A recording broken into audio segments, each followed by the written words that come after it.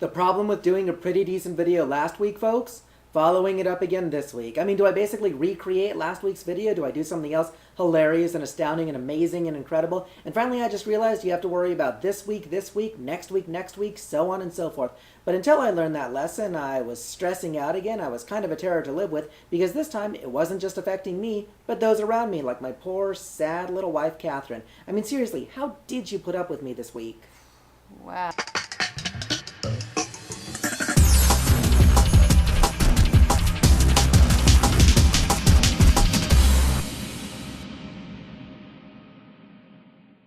Okay, so here's how this episode breaks down. We have two pretty legitimate things up front and two kind of silly things at the end, so be prepared for that. First up, though, casting director workshops. What exactly are they? Well, basically, you and a bunch of other aspiring actors get together in a class-type environment, and you get some face time with an actual casting director. You probably do some mock auditions. You get to know about their practices and how they operate. It's pretty cool. There's two schools of thoughts on the topic, though. The first says, basically, it's a scam. They're there for the paycheck. They don't really care about you. They're getting paid to be there. They only care about that. You're not going to get cast in anything out of it. The second school of thought says, it's amazing. You get to hand your headshot and resume directly to a casting director. They're going to go home that night with your headshot and resume. Probably they're going to look at it. What could possibly be better? My personal opinion, I fall somewhere in the middle. I definitely don't think that it's a scam, but I also don't necessarily expect to get cast in anything out of it. But that's not really the point. The point is, somewhere down the line, I may be auditioning for one of James Levine's commercials. And I know that I should improvise because he told me in that workshop that one time that he really, really likes that. I'm actually doing a casting director workshop right now that I just started this past week, and while the woman isn't necessarily the best teacher, that's kind of okay. It's a sitcom-specific workshop. I'm targeting sitcoms. I'm still getting a lot of good notes, so it's still absolutely helpful for me. So is it a good idea? I say for me, right now, at this point in my career, absolutely. Moving on.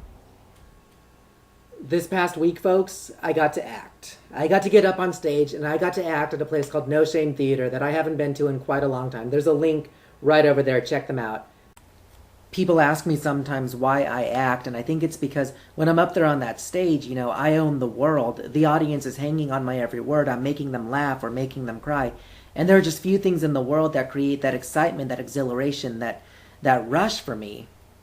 And now, this dramatization. One day, Eric had an idea. I'll get the mail, he thought, and so he did. Opening up the mailbox, he was delighted to see that he in fact had a letter. Not only a letter, though, a letter from S.A.G, the Screen Actors Guild. Being a union man, this made him very happy. He ran home to open up that letter.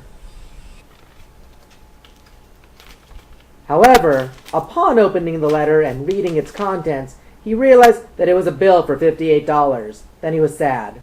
So yeah, one thing that I want to do in this Musecast this year is to document all the money that I'm spending as of the beginning of the Musecast. So right now, my grand total is $58. New segment, Musecast in the World. Okay, so last Wednesday evening, I posted this. A deep love of milk and a deeper intolerance of lactose. What? And last Wednesday night, I saw this. That's right, lactose intolerant. Coincidence? No. Crafty, clever code from Stephen Colbert directly to all of you, telling you to watch the Musecast, subscribe to the Musecast, tell your friends about the Musecast, rate the Musecast, and comment on the Musecast? Obviously. And one last thing, folks. No. I didn't murder a cat last week. Happy now?